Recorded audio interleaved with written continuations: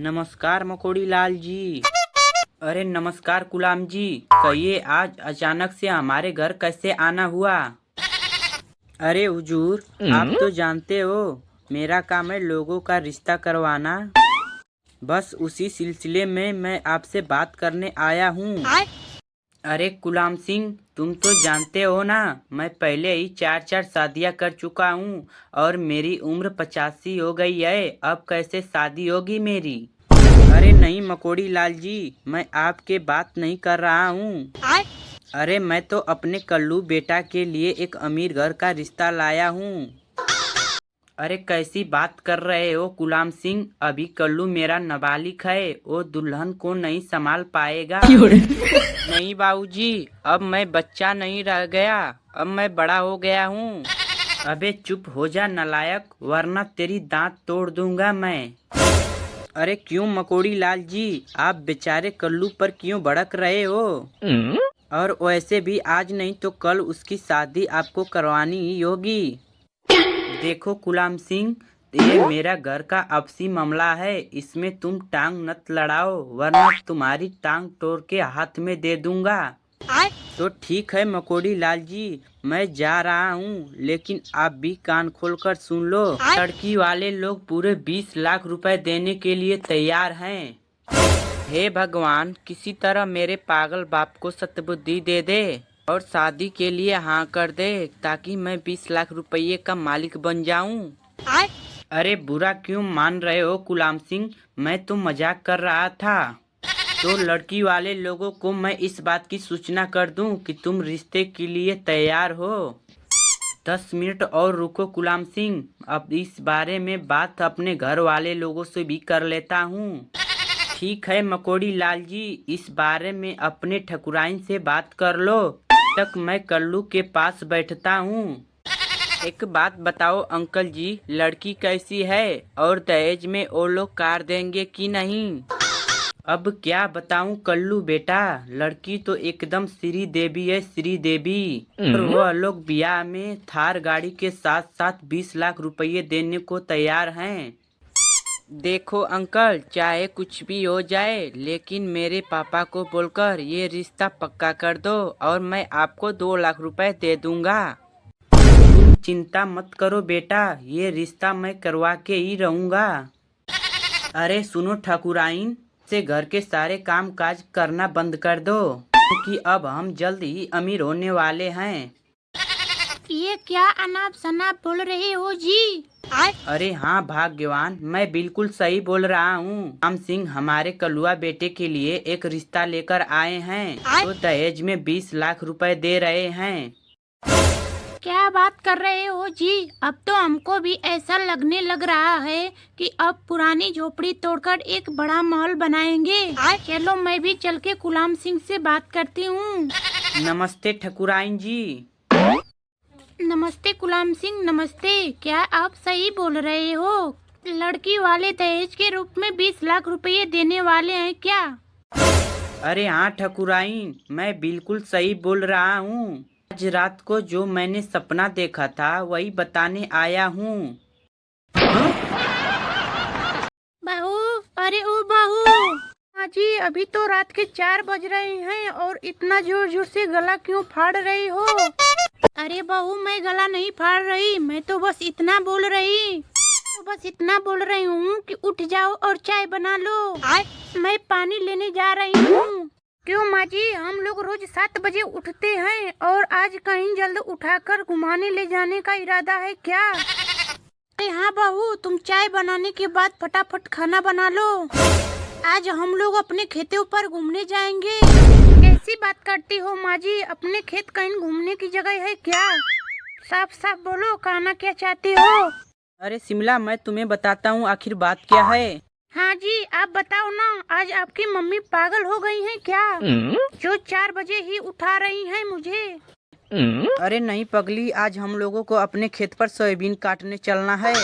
कैसी बात कर रहे हो जी, मैं बीए पास लड़की धूप में सोयाबीन काटूंगी तो काली पड़ जाऊंगी। अरे बहू, बीए पास हो या अनपढ़, समय समय पर खाना मिलता रहे, इसके लिए इंसान को काम तो करना पड़ता है। देखो माँ जी, आप दोनों माँ बेटे मिलकर मुझे कितना भी बहलाओ फुसलाओ, और मैं आपकी बातों में आने वाली नहीं हूँ, और सोयाबीन तो बिल्कुल नहीं काटूंगी। अरे बहू, तुम्हें तो पता है ना, हम किसान हैं और हमारा गुजर खेती से ही होता है। अगर खेती में काम नहीं करेगी तो क्या कुत्ते की टट्टी खाएगी क्या? अरे मैं क्यों खाऊं कुत्ते की टट्टी, तुम ही खा लो ना। और हाँ, मर्यादा में रह के बात करो, वरना मार के मुंह तोड़ दूंगी। अरे सिमला, तुम्हें माँ से इस तरह बात करते हुए शर्म नहीं आती? मुझे शर्म क्यों आएगी? आप तो यही चाहते हो ना, चाहे वो जो भी बोलती रहे और मैं बहरी बन के सुनती रहूं और कान खोल के सुन लूं। ऐसा कभी नहीं होगा। ईंट का जवाब पत्थर से देना आता है मुझे। देख, तुम्हें अगर हम लोगों के साथ रहना है तो खेती के साथ साथ जो हम बोलेंगे वही करना पड़ेगा, वरना मार मार के तेरी सारी हड्डियां तोड़ देंगे। अरे तूने अपनी जिंदगी में कभी मच्छर मारा है? और आए तुम मुझे मारने, ये कभी सपने में भी मत सोचना, वरना मैं ही तुम्हें धो डालूंगी।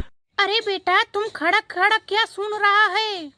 और ले ये डंडा और इसे इतना मार कि फिर कभी ये जबान ना लड़ाए। देखो माँ जी, आप हम दोनों पति पत्नी के बीच में बिल्कुल न आओ, वरना मैं तुम्हारी चोटी पकड़ के घसीट दूंगी। अरे पागल लड़की, तुम मुझसे बदतमीजी मत कर, और मैं भी तेरा मुंह नोच लूंगी, और मैं भी तुम्हें चाय में जहर मिलाकर पिला दूंगी। राम राम सत्य कर दूंगी, ना रहेगी बांस ना बाजेगी बांसुरी। अरे लहसुन, मैंने सुना है कि तुम बैगन से शादी करने जा रही हो। अरे हाँ, तुमने बिल्कुल सही सुना है प्याज भैया। देखो रानी, तुम मुझे इस तरह भैया मत बोलो। ये कौन सी बात हुई? तुम्हें भैया नहीं तो क्या सैया बोलो? हाँ तो बोल दो ना सैया, वैसे भी मैं तुमसे प्यार करते हैं। देखो प्याज, तुम हद से ज्यादा बोल रहे हो। मेरे सामने तुम्हारी औकात ही क्या है कि जो मैं तुमसे प्यार करूं? देखो, औकात की बात मत करो रानी। हमारे बिना इस संसार में तुम्हें ना मान ना सम्मान मिलेगा। देखो प्याज, मुझे कोई तुम्हारी मान सम्मान की जरूरत नहीं है। मैं अपने आप में एक बड़ी हस्ती हूँ। मैं जहाँ पर भी जाती हूँ, मुझे देखने के लोगों भीड़ लग जाती है। देखो रानी, तुम इतना ना अकड़ो। तुम भी हमारी तरह एक मामूली सब्जी ही हो, कोई देश की प्रधानमंत्री नहीं हो। मैं कुछ नहीं बोल रही हूँ तो इसका मतलब तुम कब से बकर बकर किए जा रहे हो। हाँ हूँ मैं देश की प्रधानमंत्री। अब बोल, तुम क्या कर लोगे? अरे प्याज, तुम सुबह सुबह किस भिखारी के मुँह लग रही हो? देख बैगन कालिया, खबरदार तूने मुझे भिखारी बोला तो मैं तुम्हें बीच में पकड़ के काट डालूंगा। अरे आया मुझे बड़ा काटने वाला। तुम जानते नहीं हो क्या, मेरे साथ 8-8 बॉडीगार्ड घूमते रहते हैं। हाँ हाँ, मैं तुम्हें ही भी जानता हूँ। तुम इतना मत अकड़, एक मामूली सा सब्जी ही है, कोई जिले का कलेक्टर नहीं है। अरे गंडे की सूरत तेरी, क्या पता मैं तेरे जिले का ही कलेक्टर हूँ, और मुझसे बदतमीजी करने के आरोप में मैं तुझे जेल भेजवा के रहूंगा। ना किसी का लेना ना किसी का देना, अपने मौज में मस्त रहना। बहू, अरे ओ बहू, अरे अब तो उठ जा, 5:30 हो गई है। अरे नहीं बाबूजी, मुझे तो 2-3 घंटा और सोना है। मैं तो कम से कम 10 बजे उठूंगी। अरे बहू, तुझे तो पता है ना, सोयाबीन कटाई का सीजन चल रहा है और मजदूर भी नहीं मिल रहे। सोयाबीन कटाई हो या गेहूं कटाई, मुझे उससे कोई लेना देना नहीं है। मैं तो अपने समय से 5 मिनट पहले भी नहीं उठूंगी। अरे नेहा, बस 8-15 दिन की तो ही बात है। अभी तो जरा जल्दी उठ जाया करो, और उसके बाद तुम दिन भर भैंसे की तरह सोए रहना, कोई दिक्कत नहीं है। अरे तुम्हारी इतनी मजाल जो तुमने मुझे भैंस बोला। जाने दो बाबूजी को, मैं तुम्हें कमरे में बंद करके झाड़ू झाड़ू मारूंगी। ये देखिए पापा, मैं इसे कुछ भी काम के लिए बोलता हूँ तो ये मुझे मारने की सीधा धमकी देती है।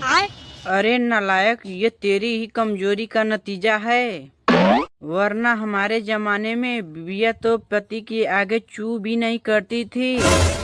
अब जाने दो पापा, मुझे ज्यादा चने की झाड़ पर मत चढ़ाओ, वरना मैं इसे गुस्से में आकर एक आध झापड़ मार दूंगा। तो ये आपके जाने के बाद ये मुझे कमरे में बंद करके पीटेगी। क्यों बहू, तुम्हें अपने पति के साथ ऐसा तल्लुक करते शर्म नहीं आती? देखो, मैं तुम लोगों को शराफत से बोल रही हूँ। चुपचाप मेरे बेडरूम से बाहर निकल जाओ और मुझे आराम से सोने दो, वरना मुझे गुस्सा आ गया तो तुम दोनों को एक साथ बोरी में बांध कर पीटूंगी। और तू हम लोगों को हल्के में भी मत ले, हम भी लोग दो हैं, तेरा काट काट के बुटिया बुटिया बनाकर फेंक देंगे। क्यों, तुम्हें पता नहीं है, एक नारी 100 पर भारी, और तुम लोगों तो दो हो, मैं तुम लोगों को मार मार की चटनी बना दूंगी। ठीक है मेरी माँ, अगर नहीं चलना है सोबिन काटने तो कोई दिक्कत नहीं है, मैं अपने बेटे के साथ जा रही हूँ सोबिन में सोबिन काटने। तेरा जब मन करे तब चले आना या मत आना, और हमारे लिए कम से कम समय पर खाना तो बना देना। ये हुई ना बात, अब आया ऊंट पहाड़ के नीचे। अजी सुनते हो? अरे बोलो भाग्यवान, क्या हुआ, क्यों गाला फाड़ रहे हो? अजी आपको तो पता है ना, हमारी बेटी जवान हो गई है। आपको अच्छा घर द्वार खोजने की बजाय आप निडर होके घूम रहे हो। तो मैं क्या करूं भाग्यवान, तुम ही बताओ। देखो जी, जमाने का कोई भरोसा नहीं है, को कुछ ऊंचा नीचा हो जाएगा तो हम लोग समाज में मुंह दिखाने लायक नहीं रह जाएंगे। अरे क्या बताऊं भाग्यवान, मैंने कई लड़के देखे, लेकिन अपनी बिटिया की तरह सुंदर लड़का नहीं मिला। देखो जी, मेरी नजर में एक लड़का है, लेकिन इससे पहले हम अपने बिटिया से पूछ लेते हैं कि उसको कोई लड़का पसंद हो तो बता दे। हाँ भाग्यवान, तुम ही पूछ लो, इस मामले में बिटिया हमसे बहुत शर्माती है, इसलिए मुझे कुछ नहीं बताएगी। अरे बिटिया, हम तेरे लिए लड़का ढूंढ रहे हैं, अगर तुम्हें कोई लड़का पसंद हो तो बता दे। अरे नहीं मम्मी जी, मैंने तो आज तक किसी लड़के की तरफ आंख उठाकर भी नहीं देखी हूँ। जहाँ आप और पापा बोलोगे वहीं मैं शादी कर लूंगी। तो ठीक है बिटिया, तुम नहा धो के तैयार हो जाओ, आज तुम्हें लड़का देखने आ रहे हैं। अरे भाग्यवान, तुमने लड़का भी देख लिया है और उसे घर पर भी बुलाया है, लेकिन मुझसे तुमने आज तक ये नहीं बताया कि लड़का है कौन। अजी लड़का तो बहुत नेक और शरीफ है। पर लड़का है कौन, ये तो बताओ। अरे वो है ना अपने पड़ोस की भूमि देवी, उन्हीं का लड़का है बैगन। वो अपने बिटिया का उसके साथ बहुत जोड़ी जमेगी। लेकिन वो तो भैंस जैसा काला और अपनी बिटिया है गोरी, फिर ये ब्लैक और व्हाइट की जोड़ी कैसे जमेगी? हाँ, एक बार उससे पूछ लो, वरना उसका दिल टूट जाएगा। आजी आप 1 मिनट रुको, अभी मैं बिटिया से पूछ लेती हूँ कि वो बैगन से शादी करने के लिए तैयार है या नहीं। क्यों रे बिटिया, तुम्हें अपने पड़ोस की भूमि देवी का बैगन लड़का पसंद है कि नहीं? हम लोग उसी के साथ तेरी शादी करवाने को सोच रहे हैं। मैं क्या बोलूं मम्मी, लेकिन आप ही बताओ, मैं इतनी गोरी और वो इतना काला, आपने तो कर दिया ना घोटाला। अरे बिटिया, काला है तो क्या हुआ, लेकिन सरकारी जॉब वाला है, अब तो ठीक है मम्मी, हाँ बोल दो। अरे अभी तुम अंदर जाओ, लड़का आ गया है, उसके लिए तुम चाय नाश्ता बना कर लेकर आओ। पाए लगू अंकल, पाए लगू आंटी जी। जीते रहो बेटा, यहाँ तक आने में कोई तकलीफ तो नहीं हुई? अरे नहीं अंकल जी, रास्ते में गाड़ी पंचर हो गई थी। 2 किलोमीटर तक पैदल पैदल आया हूँ, सर का पसीना पाँव तकले आ गया है। अरे बेटे तुम खड़े क्यों हो, आके कुर्सी पर बैठ जाओ। और तुम्हारे मम्मी पापा कैसे हैं? आंटी जी, मेरे मम्मी पापा दोनों बढ़िया हैं और आप लोगों को राम राम भेजे हैं। हम दोनों के तरफ से भी उनको राम राम है। अरे आंटी, पिंकी कहीं दिखाई नहीं दे रही, वो कहीं घूमने गई है क्या? अरे नहीं बेटा, वो तुम्हारे लिए किचन में चाय नाश्ता बना रही है। अरे आंटी जी, आपकी इजाजत हो तो मैं पिंकी से 2 मिनट बात करना चाहता हूँ। ठीक है बेटा, चले जाओ अंदर किचन में और जो बात करनी है वो कर लो। अरे पिंकी, ये बताओ तुम कहाँ तक पढ़ी लिखी हो और क्या क्या काम काज कर लेती हो? देखो कालू जी, मैं 12वीं तक पढ़ी लिखी हूँ और मैं घर का सारा काम काज कर लेती हूँ। देखो पिंकी जी, मैं भी ग्रेजुएशन किया हूँ और मैं पटवारी का काम करता हूँ। अब तो मेरी तरफ से रिश्ता पक्का है। ठीक है, मेरी तरफ से भी रिश्ता पक्का है। अगर मैं कभी बीमार पड़ जाऊँ तो तुम्हें घर का सारा काम काज करना पड़ेगा। तो ठीक है, अगर कभी बीमार पड़ जाओगी तो खाना बनाना और कपड़ा धोना, बर्तन मांजना सारा काम कर दूंगा। लेकिन जल्दी बीमार मत पड़ना। बहू, ओ बहू, क्या कर रही हो? अरे कुछ नहीं माँ जी, चाय पी रही हूँ। अरे बहू, तुम अंधी हो गई हो क्या? अरे क्या हो गया माँ जी, आप इतना भड़क क्यों रही हो और इतना गुस्सा हो के क्यों बोल रही हो? भगवान ने तुम्हारी 2-2 आंखें दी है और चावल में से 2-4 कंकड़ भी नहीं निकाल सकती। अरे माँ जी, आप भगवान ने तो आपको भी 32 दांतें दिए हैं, 2-4 कंकड़ पत्थर चबा नहीं सकती क्या? बकर बकर दिन भर बोलने की आदत पड़ गई है क्या? हे भगवान, फूटी थी मेरे बेटे की किस्मत, जो बेलगाम घोड़ी बनके मेरे घर पे ये आई है। कुछ भी काम सही से नहीं कर सकती और कुछ भी बोलो तो यह खाने को दौड़ती है। देखो माँ जी, आप अपना मूड संभाल के बातें करो, वरना मैं आपका मार के मुंह तोड़ दूंगी। अरे नेहा, तुम क्या बोल रही है? माँ से इस तरह बातें करते हुए तुम्हें शर्म नहीं आती क्या? और आपकी मम्मी भी कुछ कम नहीं है, वो भी हर वक्त अपने मुंह से जहर उगलती रहती हैं। अपनी बहू को उल्टा सीधा बोलते हुए उनको शर्म नहीं आती क्या? अरे वो बिल्कुल सही बोल रही हैं। देख, मैं करेले की सब्जी खा रहा हूँ तो इसमें भी बाल आ चुके हैं। अब बता, इसको निकालूंगा तब तो खाऊंगा।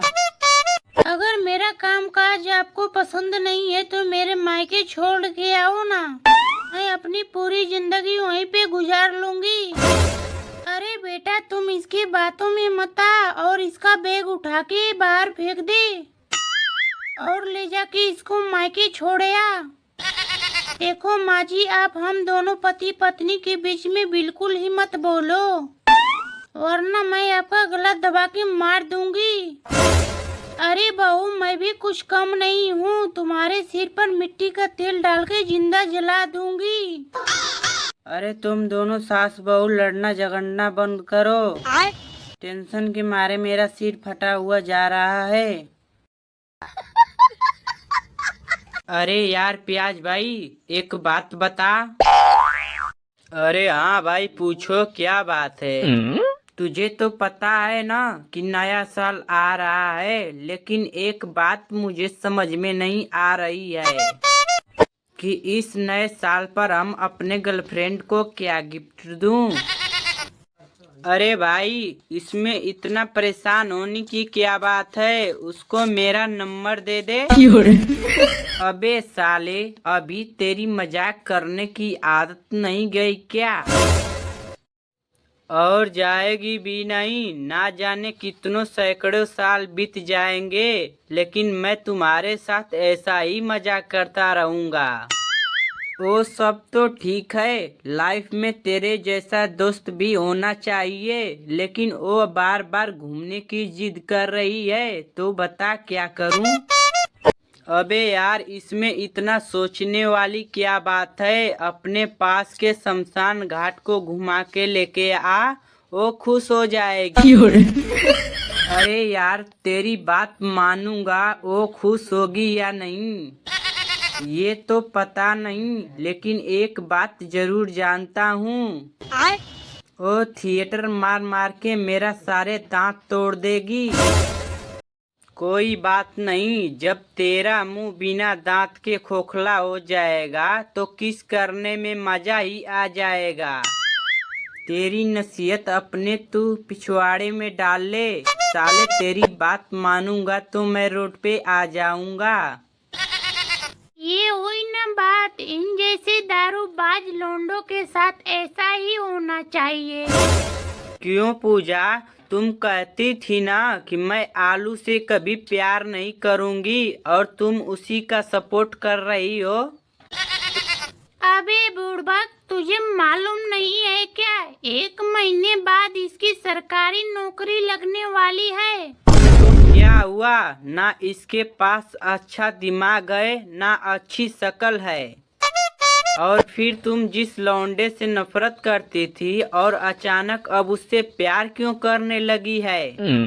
अबे प्याज, तू दोस्त है या दुश्मन? क्यों लहसुन को मेरे खिलाफ भड़काने पर लगा है? ये बात तो बिल्कुल सही बोल रहा है, ये बात तो मैं भी जानती हूँ।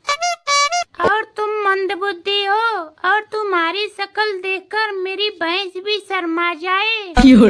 लेकिन मैं तुमसे शादी करूंगी केवल पैसों के लिए, ताकि 1-2 साल साथ रहे और उसके बाद चाय में जहर डाल के तुमके मार दूंगी, और तुम्हारी सारी तनख्वाह मुझको मिलती रहेगी। लगता है तुम दोनों मुझकर मिलकर पागल बना दोगे। लहसुन, तुमको तो मैं जानता हूँ कि तुम मुझसे प्यार करती थी, लेकिन अब साफ पता हो गया है कि तुम्हारी नजर तो मेरी जॉब पर है। सुनो जी, मुझे 5,000 रुपये दीजिए। अरे क्यों भाग्यवान, तुम्हें अचानक इस तरह 5,000 रुपये की जरूरत क्यों पड़ गई? क्यों जी, आपको पता नहीं है क्या? राखी आ गई है।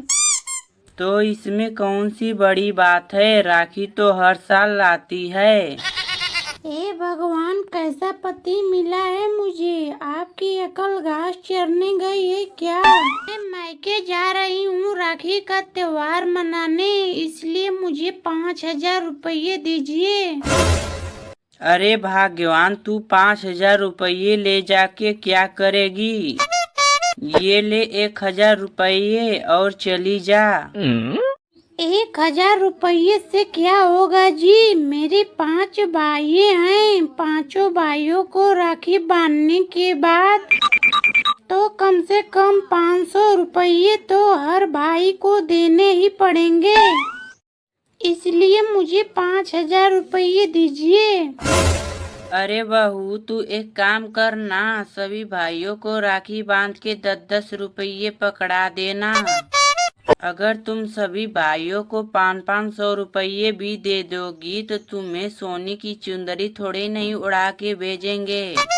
नहीं माँ जी, कम से कम 500 रुपये नहीं तो 2 रुपये तो देने ही पड़ेंगे। फिर 5 भाइयों के 5-5 बच्चे, और उन लोगों को भी देना पड़ेगा, इसलिए इनसे बोल के मुझे 3,000 रुपये दिलवाइए। देख नेहा, मेरे पास 1,000 रुपये है, और तू ले जा और इसी से काम चला ले। क्यों जी, मैं जब भी मायके जाने के नाम पर आपसे पैसा मांगती हूँ तो आपका कलेजा और किडनी बाहर निकल के क्यों आ जाते हैं? अरे बहू, तू तो जानती ही है अभी हमारे पास पैसों की तंगी चल रही है, इसीलिए कम पैसों से काम चला ले। अगली राखी में जितना चाहे उतना ले लेना और सभी भाइयों को 500 रुपये या क्या 1,000 रुपये दे देना। ठीक है माँ जी, मैं कम पैसों से भी काम चला लूंगी, लेकिन आप ही 5,000 रुपये नहीं तो कम से कम 3,000 रुपये दिलवाइए। देख मेघा, तुम अपने भाइयों को राखी बांधने के बाद जितने भी पैसे दे दे, लेकिन वो लोग पांचों मिलके तुम्हें 200 की साड़ी पहना के भेज देंगे। और मुझे ज्यादा कुछ चाहिएगा भी नहीं उन लोगों से। मुझे तो भाइयों की 200 रुपये की साड़ी भी बहुत है। तो फिर तुम क्यों बंदरिया की तरह इतना उछल उछल के खर्चा करने की सोच रही है? देखो माँ जी, आपको पैसे देना है तो दो, वरना कोई बात नहीं, लेकिन मुझे बंदरिया मत बोलो, वरना मुझसे बुरा कोई नहीं होगा। अरे बदतमीज लड़की, तुम मुझसे जबान मत लड़ा, वरना मैं तेरी चोटी पकड़ के घसीट दूंगी। और आप भी कुतिया की तरह हर वक्त भौंकना बंद करो, वरना मैं भी आपका गला दबा के सारा खेल खत्म कर दूंगी और ना रहेगा बांस ना बाजेगी बांसुरी। बेटा, ओ बेटा, तुम्हें पता है आजकल हमारे हिंदू भाइयों पर बहुत संकट मंडरा रहा है। अरे मम्मी, मैं तो आपको सुबह सुबह हम ही देखे थे क्या बेवकूफ बनाने के लिए, क्योंकि मैं जानता हूँ भारत में हिंदू भाई के दिन दुगुनी रात चरगुनी तरक्की कर रहे हैं। देख बेटा, मैं बल्कि भारत की नहीं बांग्लादेश की बातें कर रहा हूँ। क्यों मम्मी, बांग्लादेश में क्या हुआ? वहाँ पर भी 1.5 करोड़ हिंदू भाई हैं और 15 करोड़ मुसलमान भाइयों के साथ भाईचारे देसी घी में रोटी डुबो डुबो के खाते हैं। अरे नहीं बेटा, बांग्लादेश में हिंदू मंदिरों को जलाया जा रहा है और पुरुषों के साथ अंगा दंगा किया जा रहा है और उनका घर द्वार जला के उनके साथ बहुत गलत अत्याचार कर रहे हैं। तो मम्मी, इसमें हम लोग क्या कर सकते हैं? वहाँ के सरकार को फैसला लेना चाहिए और उन अपराधियों को फांसी की सजा देनी चाहिए। अरे बेटा, वहाँ के प्रधानमंत्री फेक हसीनापुर के अपराधी को देखकर प्रधानमंत्री का पसीना आ गया है और अपने पद के से इस्तीफा देकर भारत भाग आए हैं। ये तो हमारे हिंदू भाइयों के साथ बहुत बुरा हो रहा है मम्मी। क्या अब कोई ऐसा नहीं है जो हिंदुओं की इस अत्याचार को रोक सके? अरे भाई साहब, हमारे देश के प्रधानमंत्री श्री नरेंद्र मोदी आर्मी को दे दिया।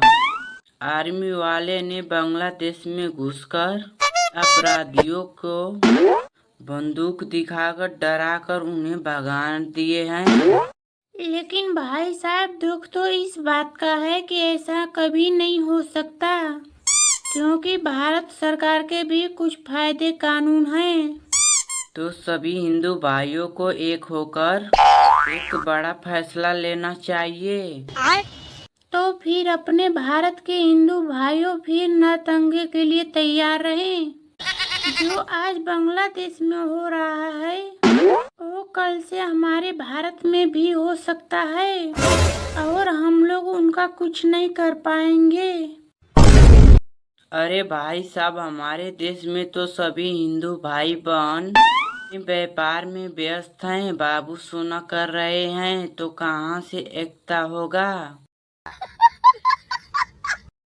बेटा, वो क्या कर रहा है?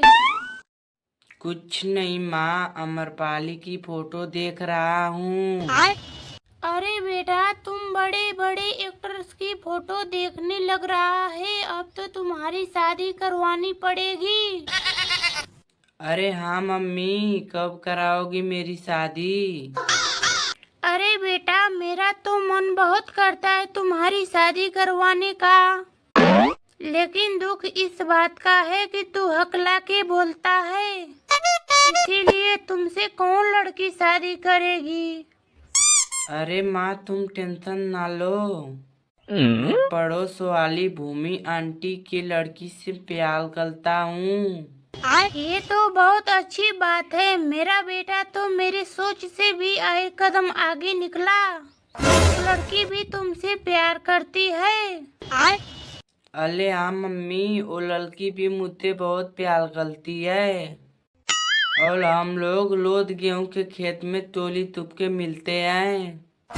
बस बेटा, आज के बाद तुम्हारा चोरी छुप के मिलना बंद। से मुझे बात करवा दे।